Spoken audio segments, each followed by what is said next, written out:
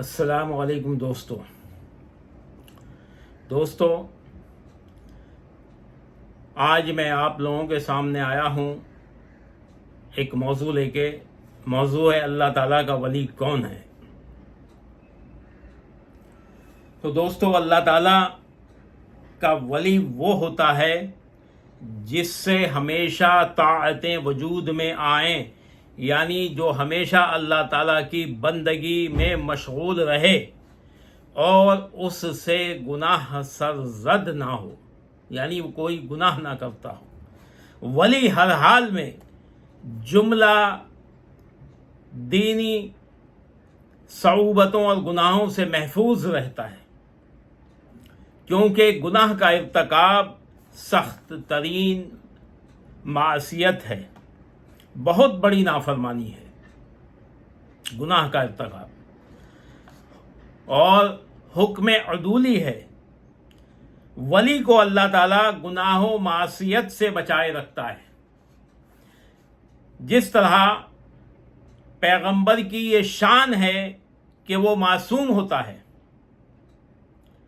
اسی طرح ولی وہ ہو سکتا ہے جو گناہوں سے محفوظ رہے یا گناہوں سے محفوظ ہو. اب یہ بھی جان لو کہ معصوم اور محفوظ میں کیا فرق ہے. یہ بھی جاننا ضروری ہے کیونکہ پیغمبر اولیاء جو انبیاء کرام ہیں وہ معصوم ہوتے ہیں اور اولیاء کرام گناہوں سے محفوظ ہوتے ہیں. تو یہ معصومیت میں اور بے گناہی میں کیا فرق ہے، یا گناہ میں اور معصومیت میں کیا فرق ہے، تو اس کا فرق جان لیجئے. تو دوستو معصوم اسے کہتے ہیں جس سے کبھی کسی قسم کا گناہ سرزد نہ ہوا ہو، یعنی کبھی بھی اس عالم ناسوت میں آنے کے بعد کبھی بھی اس سے گناہ سرزد نہ ہوا، وہ معصوم ہے. اور محفوظ اسے کہتے ہیں، گناہوں سے محفوظ اسے کہتے ہیں کہ ساز و نادر ہی کبھی اس سے گناہ ہو جائے، یعنی کبھی کبھار اس سے کوئی گناہ ہو گیا اور اس گناہ پر اس کو اصرار نہ ہو. قرآن کریم جس کے لیے یوں فرماتا ہے، انما التوبۃ علی اللہ للذین یعملون السوء بجہالۃ ثم یتوبون من قریب. اس کا ترجمہ ہے یقیناً درگزر کرنا اللہ تعالیٰ کا کام ہے ان لوگوں کے لیے جو اپنی جہالت اور نادانی کے سبب گناہ کرتے ہیں، پھر فوراً ہی مغفرت مانگتے ہیں. یعنی اگر جس سے کوئی گناہ سرزد ہو جائے وہ فوراً معافی مانگ لے تو اللہ تعالیٰ اس کو معاف کر دیتا ہے. تو بزرگوں نے فرمایا ہے کہ جتنے صفات حمیدہ اور پسندیدہ خصلتیں بیان کی جا سکتی ہیں وہ اولیاء اللہ کے اندر ہونی چاہیے، یعنی ولی اللہ کے اندر وہ سب چیزیں ہونی چاہیے، اور ان میں سب سے اول ہے کہ وہ گناہوں سے محفوظ ہو، یعنی اس سے گناہ اللہ تعالیٰ نے اس کو گناہوں سے محفوظ کر دیا ہے، اس سے گناہ نہیں ہوتے. تو یہ آپ نے فرق سمجھ لیا معصوم اور گناہ کا، محفوظ ہونے کا، گناہوں سے محفوظ ہونے کا.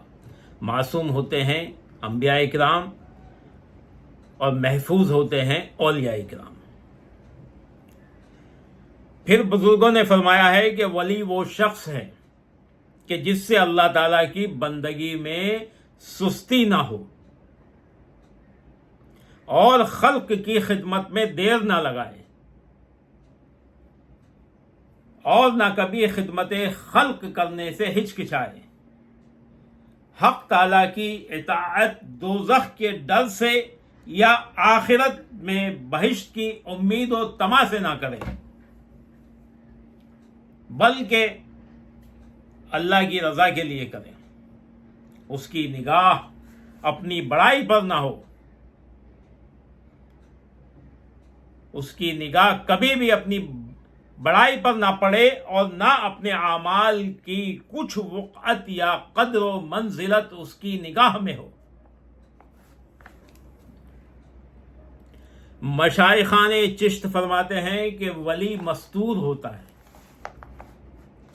ولی مستور ہوتا ہے، مشہور نہیں، یعنی اپنی شہرت سے گریز کرتا ہے، یعنی وہ مشہور ہونا نہیں چاہتا،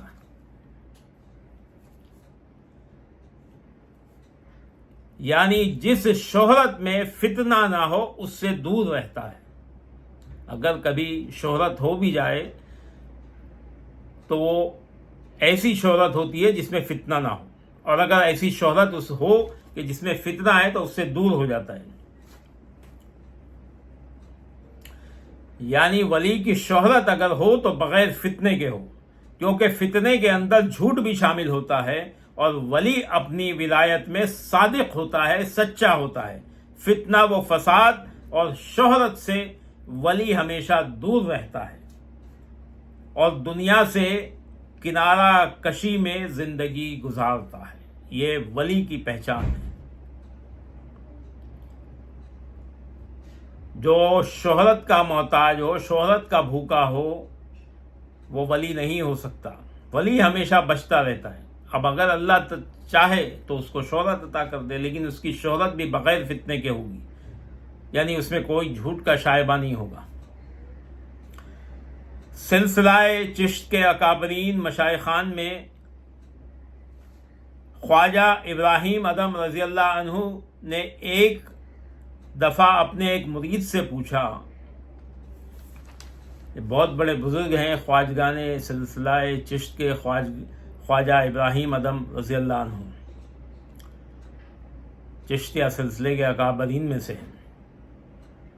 انہوں نے ایک مرتبہ اپنے ایک مرید سے پوچھا کہ تم چاہتے ہو کہ اللہ کے ولی ہو جاؤ؟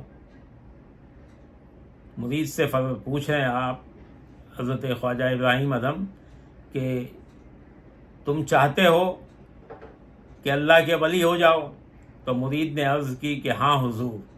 تو آپ نے فرمایا کہ دنیا اور عقبا کی طرف رغبت نہ کرو، دنیا اور عقبا کی طرف رغبت نہ کرو، اور خداوند تعالیٰ کی دوستی کے لیے اپنے آپ کو اور نفس کو جملہ علائق یعنی تمام تعلق سے فارغ کر لو اور اللہ تعالیٰ کی طرف متوجہ ہو جاؤ۔ جس وقت یہ اوصاف تم میں موجود ہوں گے تم ولی ہو جاؤ گے۔ سبحان اللہ، سبحان اللہ۔ یعنی صرف اللہ کی رضا کے لیے راضی ہو جانا، دنیا اور عقبا کی تمام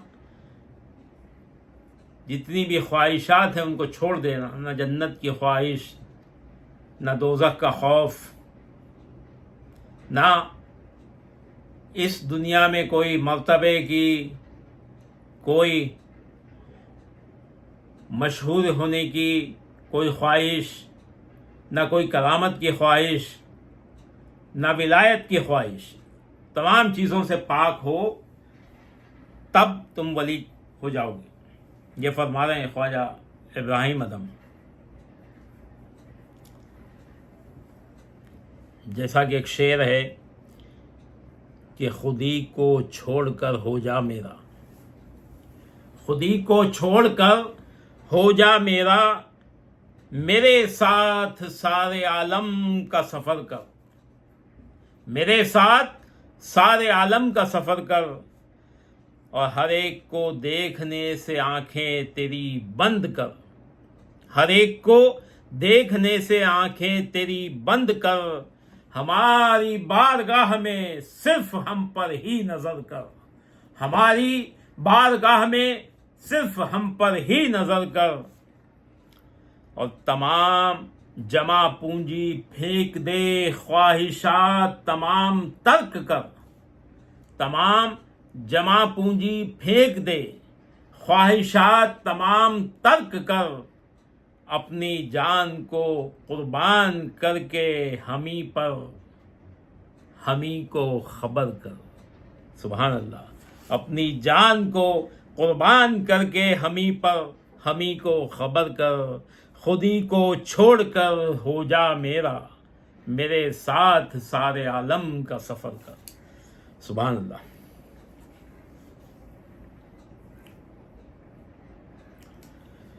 دوستو، ایک بات سمجھ لو، خداوند تعالیٰ نے ولیوں کو اپنی دوستی اور ولایت کے لیے منتخب کیا ہے. خدا تعالیٰ نے ولیوں کو اپنی دوستی اور ولایت کے لیے منتخب کیا ہے، اور ولی ہی اللہ تعالیٰ کے ملک کے والی ہیں. یعنی اولیاء کرام ہی اللہ تعالیٰ کے ملک کے والی ہیں اور اللہ تعالیٰ کے مقبول بندے ہیں. اللہ تعالیٰ اپنے افعال کا اظہار اس عالم میں اللہ تعالیٰ اپنے افعال کا اظہار اس عالم میں انہی کے ذریعے اور واسطے سے کرتا ہے، اور انہیں طرح طرح کی کرامتوں کے ساتھ مخصوص کر لیتا ہے، اور طبعی اور بلا و آفتوں سے انہیں پاک کر کے نفس کی اتباع سے آزاد کر دیتا ہے. اپنی تمام خواہشوں کو وہ ترک کر دیتے ہیں. یعنی انسانی فطرت کی تمام کمزوریاں اور نفسانی خواہشات جو ان کے اندر ہوتی ہیں، انہیں اللہ تعالیٰ ان سے پاک کر دیتا ہے، ان خواہشات سے، نفسانی خواہشات سے اور کمزوریوں سے. انسانی فطرتی کمزوریاں جو ہیں ان سے پاک کر دیتا ہے. ولیوں کی خواہش، ولیوں کا مقصود سوائے حق کے کوئی دوسرا نہیں. ان کا انس، ان کی محبت اس کی ذات کے سوا دوسرے کے ساتھ نہیں. انہیں اس کے سوا کسی دوسرے سے محبت نہیں. انہیں یعنی ولیوں کو اس کی ذات کے علاوہ کسی سے عشق نہیں. ولی